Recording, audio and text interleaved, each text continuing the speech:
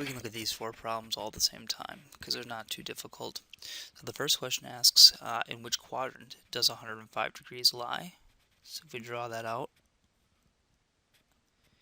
we've got a 90-degree angle up here and 180 down here. So a 105-degree angle would look something like that. And so of course that falls in quadrant 2.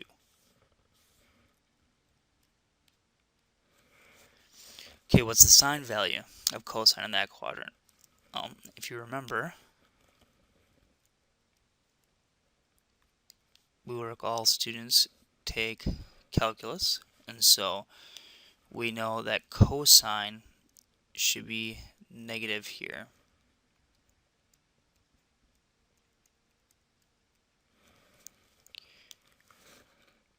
What possible values can cosine at 105 degrees take on?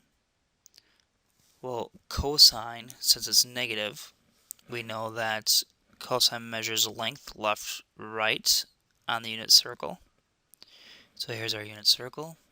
We know the furthest it can go over here, let's put that in yellow, the furthest it can go over is -1, and the furthest it can go over to the right is 0. So it's somewhere between 0 and -1.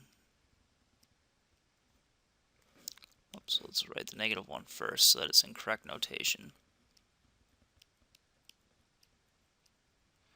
Okay, so it can take on any value. If you think about it like a number line, here's 0, here's -1. It can take on anything in that area. The last question says, using your calculator, evaluate cosine on 105 just to get an estimate of the actual value. So let's go ahead and grab our calculator. And so I've got 105 degrees. I'm in degrees. So I've got 105 and I want the cosine value. And it's giving me -0.2, we'll say 0.26. So -0.26. I want you to notice that that value, again, it's between -1 and 0. So it falls right here in that range.